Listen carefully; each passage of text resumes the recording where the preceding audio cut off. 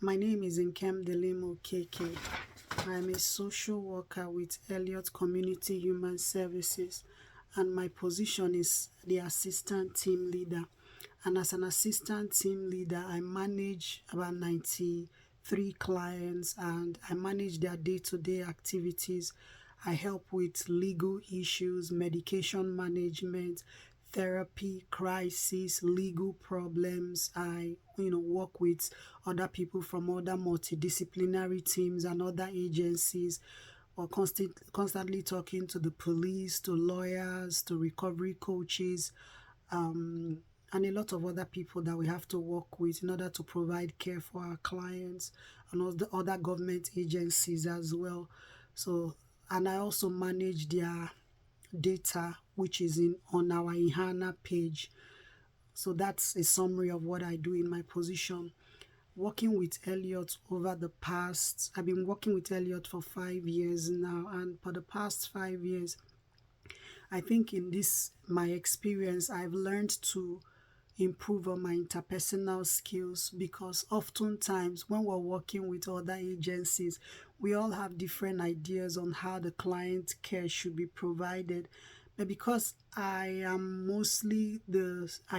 one of those people that work with the clients in the community, the police, the nurses, lawyers have different idea of what the client should be or what the client should look like.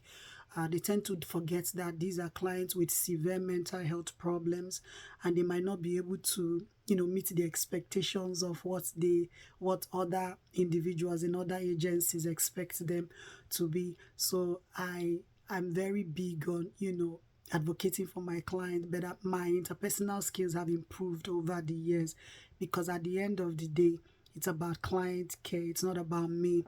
So I've learned to work together with other people and not really take it personal.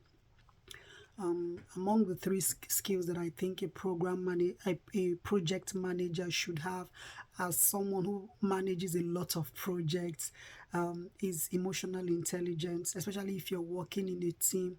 So I manage about 10 caseworkers and 2 program managers. So it's a big team that I have to manage every day.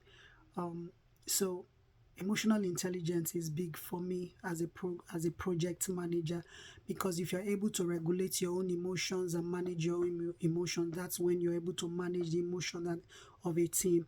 And in my team, we have a huge caseload, so sometimes there are frustrations, and there are intense emotions when you're working with adults.